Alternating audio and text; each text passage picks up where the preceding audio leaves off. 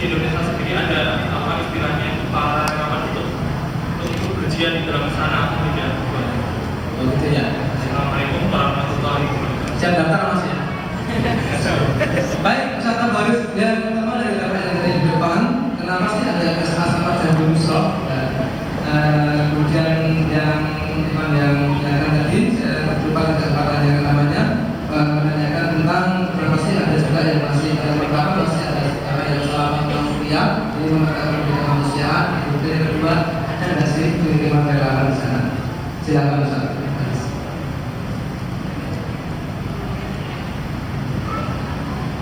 Alhamdulillah, wassalatu wassalamu ala Rasulillah wa ala alihi wa sahbihi wa man. Untuk pertanyaan pertama, apakah benar ada dua blok antara JN, Jawa dan Menkes? Kalau pengamatan kami di lapangan, biasanya itu tidak ada ya, tidak ada blok antara satu dengan yang lainnya. Dan mereka saat sekarang perlu kami sampaikan, mereka sebenarnya di apa istilahnya networking. Memang saat sekarang belum ada secara pengurusan hierarki penuh ya, dari bagian dari strategi mereka karena strategi mereka akan gerilya. Maka kondisi seperti ini sangat menyulitkan mereka untuk membentuk suatu hierarki satu tubuh. Dan dalam kondisi peperangan gerilya, maka sungguh sangat efektif manakala penyerangan dan perlawanan itu dilakukan secara networking. Jadi tidak benar kalau menjadi di sana berpecah belah. Kami mendapati sendiri dan melihat bagaimana persatuan mereka. Mereka tidak ingin dipecah belah. Ya, khususnya menjadi nasional Jerman mereka tidak ingin dipecah belah. Misalnya dari liwa Jawa dari liwa Arab dan Syam, juga ada liwa Bal Tauhid, ada beberapa pasukan-pasukan mujahidin. Jadi sudah bahkan di antara mereka pun ada yang berkumpul dan membuat katiba sendiri karena unsur kekeluargaan itu tidak mengapa karena kondisi sudah lurut. Ya mungkin ada katiba Bani Fulan itu ada di sana yang kita temui juga. Satu keluarga yang dari kakek buyutnya sampai anak-anaknya itu satu katiba sendiri, satu katiba di satu klan besar untuk satu katiba. Bukan berarti ini semuanya saling berpecah belah dan penamaan MPSA itu sebenarnya hanya sekedar nama sendiri saja yang apa istilahnya nama dari Mujahidin Suman ini saja. MPSA itu diantaranya adalah Jawa Nusra, Dewa Mahamadiyah, Dewa Baru Tauhid, Dewa Ketibahan itu maksudnya sekalian. Ada nama yang diberitakan oleh Ar-Rahman. Ini kami tidak mendapati satu yang apa istilahnya gesekan-gesekan. Kalau gesekan-gesekan, ya. Kalau yang dimaksudkan persisian antara katiba dan hati yang mungkin dari sisi strategi, ya. Namun untuk upah di antara mereka sangat menjauh. Jadi memang betul, memang ada beberapa pergesekan itu lumrah. Karena dalam satu aman zaman inilah bagian dari susahnya jihad depan penjelasan. Jangan pernah dibawa jihad itu gampang, angkat senjata, nembak kayak film-film tentara itu enggak. Jadi susah depan penjelasan jihad. Tapi jihad ini ya kami juga menemui beberapa ya, dahulu kami belajar sholat, kami tahu. Dahulu kami belajar zakat, kami tahu. Dahulu kami belajar tentang sosial, kami tahu. Namun saat sekarang ini ketika kita dihadapkan dengan jihad dan dahulu kami belajar tentang kami belum paham betul sampai sekarang ini. Jadi bagian dari kita itu jihad bisa beda dengan Allah. Di sana butuh lapangan hati, di sana butuh zuhud dan di sini apa istilahnya kebersihan hati ini menjadi dominan. Ya. Oleh karenanya kalaupun tadi yang dimaksud oleh berita dari Ar-Rahman tadi sifatnya pergesekan perselisihan, ya namun ini tidak membawa dampak pada istilahnya perpecahan di kubu mujahidin yang perlu digarisbawahi. Ya persisnya itu bisa jadi terjadi. Yang satu pengennya nyerang dari arah sini, karena di situ arahnya kurang bagus. Ini dari sini itu sempat kita temui juga, ya perbedaan pendapat. Ya akhirnya mereka yang satu jangan biasanya dari sini, ya itu tidak masalah. Dan kacamata pada yang jelas mereka sudah mulai sejak ya diberikannya mengangkat senjata dari 7 bulan pasca pasca unjuk rasa damai itu mereka pun juga sudah menjalin koordinasi di antara para istilahnya kelompok-kelompok jadi ini yang perlu kami. Mereka tetap bersatu Bapak Ibu sekalian, ya, mereka tetap bersatu dan banyak di antara mereka saling berdoa Allahumma anzil bainal qulubi kama anzalta bainal muhajirin wal ansar. Tetap. Namun kalau misalnya itu suatu hal yang mustahil untuk dihindarkan, khususnya dalam masalah-masalah yang sifatnya ranah teknis, sementara tidak ada satu pemimpinan yang utuh, begitu. Ya, jadi perlu dipahami kondisi yang ada di sana. Kemudian yang tadi berkaitan dengan apakah ada pendatang relawan Suriah ke sana? Ya, inilah tidak Allah ya. Jadi untuk sementara ini Hilal Society belum menerima pendaftaran secara terbuka. Kita sifatnya by person dan terutama para dokter-dokter yang spesialis bedah, yang para spesialis ini kita karena di bidang kemanusiaan, jadi ini yang sangat sudah dibutuhkan oleh saudara-saudara kita kaum muslimin secara umum yang bisa baik menjadi sendiri atau kaum muslimin secara umum. Yaitu yang bisa kami jawab pada kesempatan ini. Baik, terima kasih kepada Saudara Haris. Tadi sudah dijelaskan adanya SA sama GN. Kalau sedikit saya boleh menambahkan di sana bahwa kalau tadi disebutkan ya Pak bahwa itu kepanjangan apa event ini merupakan hal yang sangat-sangat rawan karena dunia internasional hari ini sudah tidak ramah terhadap isu terorisme. Maka di sana mengatakan di sana bahwa tidak ada sebagaimana dikatakan oleh Saudara Haris, tidak ada perbedaan antara kami dengan mereka. Cuma kenapa kami tidak bergabung dengan mereka? Tidak mungkin kami ketika kami bergabung dengan mereka, kami akan langsung dituduh sebagai organisasi teroris. Padahal kami rakyat, kami pemilik negeri ini pemberontakan, ini insurgency, not terrorism. Ini pemberontakan bukan aksi terorisme.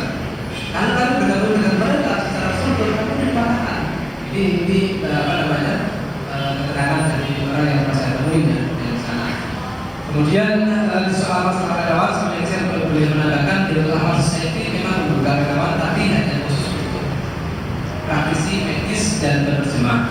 Tidak ada relawan itu karena kita mainnya hanya di kesehatan. Mungkin organisasi kemanusiaan yang lain seperti ACT atau sahabat Suriah yang sudah ada sudah ada mungkin bisa menerima yang lain. Tapi karena keterbatasan kita pengelolaan di manajemen dalam Society Indonesia, kita belum menerima relawan dari kalangan medis. Semoga kalau di antara bagus sekalian ada yang punya silakan menghubungi kantor hasil di pusat di Jakarta.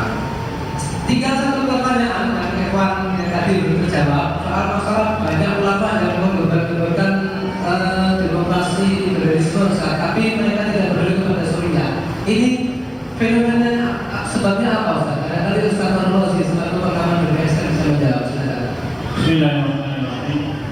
Tentang kenapa sebagian besar tokoh hari ini masih memperlukan demokrasi dan masih melihat bahwa peperangan Suriah itu merupakan perang saudara Allah Maha Besar. Ya, tetapi ada satu hal yang perlu kita pahami bahwa kaum muslimin di Indonesia ini kaum muslimin Sunni. Sunni itu Islam, mayoritas adalah Sunni. Dan kita yakin bahwa kaum muslimin secara hakikat mereka mencintai Islam. Hanya masalahnya Allah Ta'ala ini yang perlu kita buka sumbernya yang memang kita dapat adalah meyakinkan mereka, memahamkan mereka bahwa Islam adalah jalan keluar. Jadi tentang kenapa mereka belum bisa menerima Syria dan perjuangan kaum muslimin, yang kita ketahui adalah tidak sampainya berita yang berkata Syria kepada mereka. Mungkin Mas Tony Syarki paham di kami di Yogyakarta ini kemarin, bukan kami, yaitu salah satu relawan binaan kami itu diundang oleh Dewan Pimpinan Wilayah Muhammadiyah Yogyakarta. Ada yang hadir dari teman kita yang hadir di dalam acara itu untuk menyampaikan apa sebenarnya yang terjadi di Syria. Ketika Eman ini datang pertama kali, dari pembicaranya, dari pembawa acaranya itu semuanya pro Hizbullah. Kenapa tidak ada informasi yang seimbang? Atau yang sakit tahu itu? Mereka kita tidak tahu. Tetapi alhamdulillah begitu Ewan dari kasih Ustaz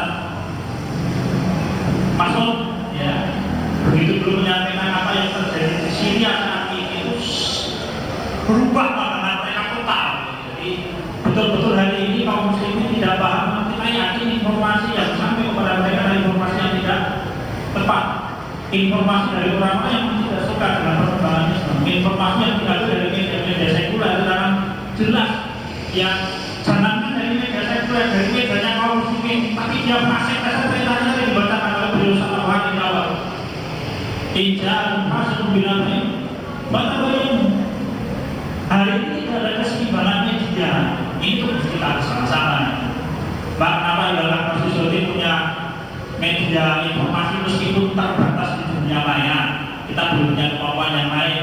Kenapa FIPS baru punya? Ya, itu paling tidak itu merupakan salah satu ikhtiar kita di dalam Allah untuk menyampaikan keseimbangan informasi. Dan juga dari situs-situs yang Rahmah, An-Najah, apalagi Poa Islam, paling tidak memberikan satu penawar meskipun itu belum cukup kalau menjaga seluruh kaum muslimin di Indonesia. Tetapi yang pasti salah satu pesan yang sangat penting, mungkin nanti beliau Ustaz Bukhari akan bisa menerangkan lebih lanjut bahwa kaum muslimin di Syria itu selalu mewasiatkan kepada relawan yang pulang ke Indonesia satu wasiat apa itu untuk menyampaikan berita yang benar tentang kaum muslimin di Syria. Kenapa ya? Intinya tadi itu tokoh-tokoh kita itu orang-orang pintar. Itu mereka betul-betul punya keyakinan bahwa yang benar itu bahasa Arab. Tapi begitu relawan datang drastis perubahan mereka. Kenapa? Mereka baru informasinya. Sesudah kita harus sudah seperti itu mas. Ya kita harus sudah bahwa sebagian besar kaum muslimin salah memahami karena mereka memang tidak dapat informasi yang seimbang. Allah berkata. Terima kasih. Intinya salah satu di antaranya mas adalah informasi yang tidak seimbang, itu salah satu di antaranya. Tadi juga menurut saya kalau saya boleh mengatakan sekali lagi sudah ada masalah ideologis, ya masalah ideologis sudah. Ya, karena tadi di sana ada kepentingan banyak sekali kepentingan yang bermain dari kelompok Syiah, dari kelompok Zionis, Salibis dan juga dari kalangan Mujahidin. Baik, silakan kalau ada pertanyaan berikutnya, saya buka pertanyaan kedua. Waktu pukul 11.16 menit masih ada sekitar 13 menit. Silakan. Dua, ada lagi? Baik, cukup. Paling tidak silakan di.